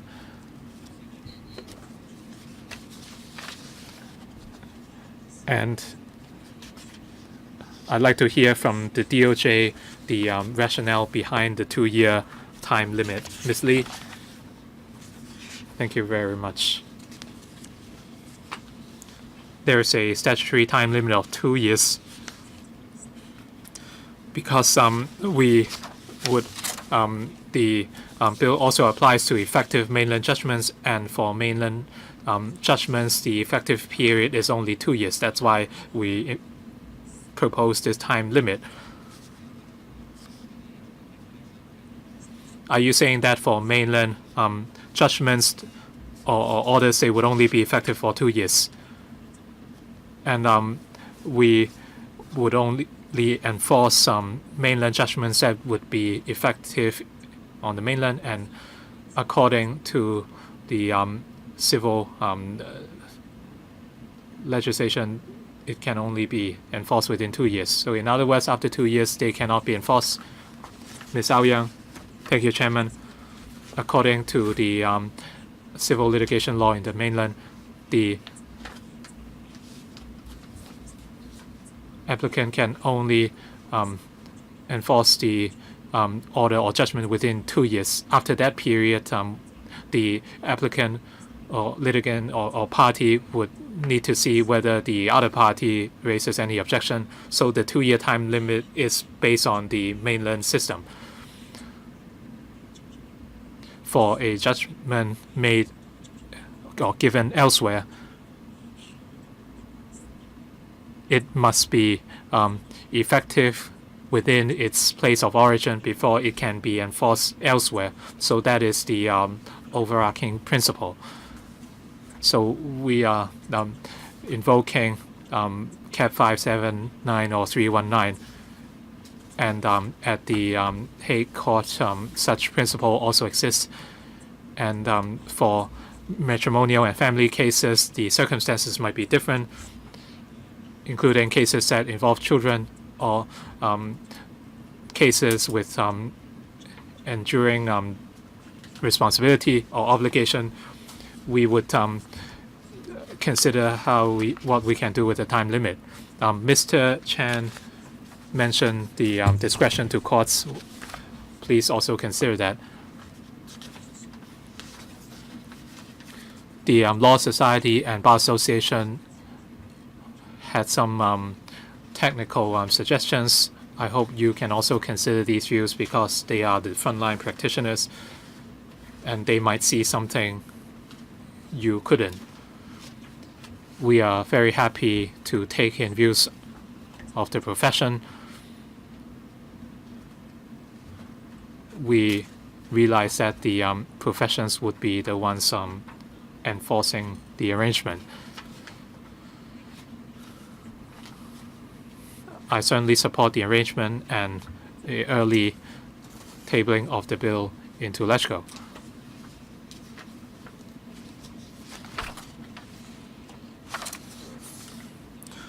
The objective of the bill is to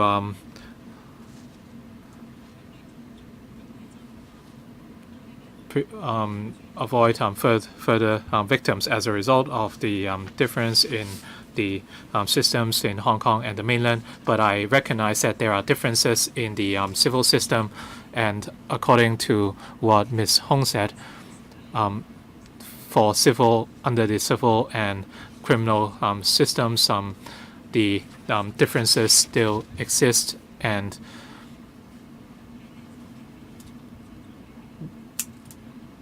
we must draw a very clear line to see what is enforceable in Hong Kong. 佢哋內 In mainland, for criminal and civil cases, other than taking petition, they will have the trial supervision procedure. If there may be 0.003% of success, they still have a chance. But in Hong Kong, final is final. In Hong Kong, we have the appeal mechanism, but they have the trial supervision procedure. So when it comes to REJ for civil, matrimonial, and family cases, at what point do we start counting? I appreciate that you have to respect their 2-year effective period. We are concerned about the protection of the family and the family members.